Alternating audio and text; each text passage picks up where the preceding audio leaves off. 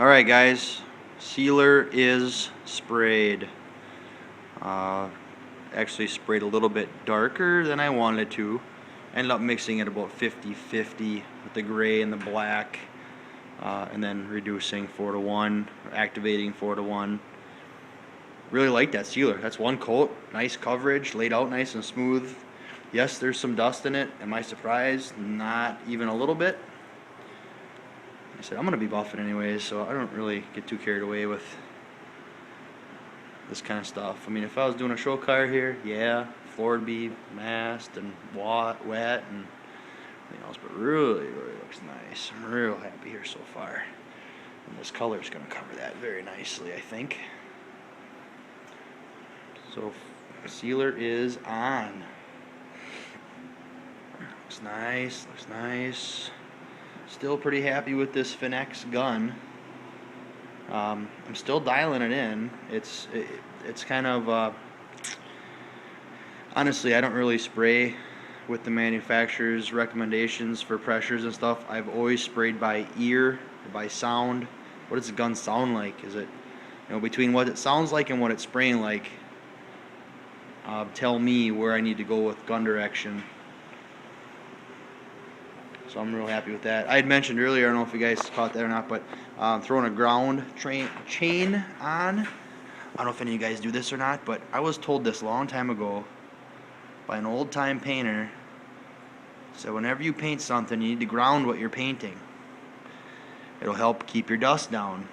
And I've been doing this, and it's working. I mean, knowing what it looked like before I was doing this technique and not changing anything else but adding this ground chain, it's working. I can't explain it. Obviously it's grounded, so there's going to be less static electricity, which is awesome, because I mean, you're rubbing this thing hundreds of times, but I threw the chain between this brace here, so it's touching the brace, threw it over the leaf spring of the cart it's sitting on. Both ends of the chain are touching the ground. Because the box is not actually bolted to this, I wanted to make sure that that's actually connected. I don't know, there's some nibs in it. There is, but I don't think it's nearly as bad as it could be. So I'm a believer in the chain method. Some guys use heavier chain. Some guys will actually take a grinder and actually grind a small spot to bare metal and vice grip the chain, and then like maybe have a piece of bar stock or something, and so it's a heavier, maybe a more solid connection. But I've had pretty good luck with just throwing one of my chains over without any issues. So I'll show you the sealers I use if you guys are interested at all. It's an acrylic, Crossfire acrylic urethane sealer. The CS294 is black, CS293 is gray. Last number designates the color. I think you can also get it in white or buff. Gray works pretty much for everything, and been happy with that. And then I did use a little bit of the Rattle Can Etch Primer, and that is the hardener for the acrylic sealer. It's just called undercoat hardener. But again, I've said this before, and I know a couple of you guys are using this stuff on your channels too. The Napa stuff is pretty damn decent, and it's very reasonable for price. Very reasonable. Also got my color mixed here. You can see that. That's a gray stone. Looks like a pretty high pearl metallic, so it may not cover the greatest. I got 2 quarts of color here to work with, and that should be more than enough. I did get some extra just because I know I'm going to be doing some stuff on the cab. May possibly be blending the cab sides if this does not match well enough. But as I mentioned earlier in other videos, I'm not two-toning this box right now. I'm going to wait until the box is on the truck, loosely on the truck, so I can scoot it back enough to do the two-tone.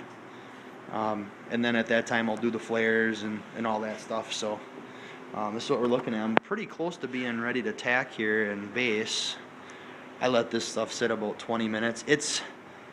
I gotta say, I watched some of your videos You guys out there, especially like Velvet Hammer and Pisser, you guys have obviously bigger shops than what I'm working with here. You know, I always thought, man, I'd love to have a big shop, you know, like a 40 by 60 or something like that. This is 24 square, and this actually works perfect for me. I feel for you guys out there that are heating these monster shops with torpedo heaters. That's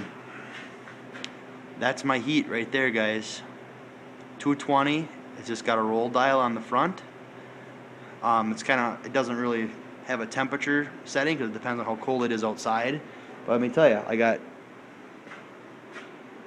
you see that? I got almost 75 degrees in here right now.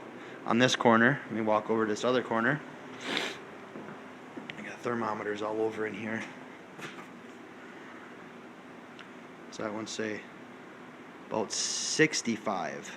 So 10-degree difference from opposite corners. But I did check my metal temp. I have one of these little radar pointers here. You can see that. 66 degrees on the corner of that tailgate. 65 and a half, 66. It's right where I want to be. Where I got to be worried about or concerned about is these lower panels closer to the floor. See, look at the difference there. 62 and a half. Let me tell you, I've had my heat cranked up here for a couple hours this afternoon. And anything over 60 I'm okay with, I'm comfortable with. And this is on the non-heated side, 61 and a half. Now if we go over to this other side, you know, being that the heat is actually inconsistent on the panels, I do my spray routing accordingly. 69 degrees, 70 degrees. So what I normally typically do, I plan my routing. So this side is actually the last side that gets sprayed. It'll get the first coat and the last coat. Actually, no, I'm sorry. It gets the last coat. Now when I go with base on this, I'm actually going to spray the opposite side first because that side is going to take longer to flash. By the time I get this side sprayed, you know, intact and everything like that and resprayed, usually comes out pretty quick. And every job is different. Depends on the heat, depends on the wind. My overhead doors are insulated, but they're not weatherproof. I mean, far from it. But what I've got here, the point of all that was, I'm thankful that my shop is the size it is, that I'm not actually trying to heat a big building. Because that little bugger right there is expensive enough to heat. But the heat goes on, as soon as it starts freezing outside, that heat goes on, and it does not go off all winter until it's done being, if it gets to be 50 overnight, then I'll turn it off. But with the material I have in here and with the metal temps having to be what they need to be for components to work like they should, I don't mess around with it. I'm leaving the heat on. So I wish some of you other guys out there had that luxury, and I'm sure you all do too. But I feel for you guys. I mean, you guys are cranking out a lot of work and some very good quality work in less than ideal conditions. I won't say they're bad conditions because you guys got nice shops too, but less than ideal is maybe the way to put it. But okay, this thing is about ready to tack and get some base coat on. I'll bring you back in another video after the base coat, and we'll see you then. Thanks, guys.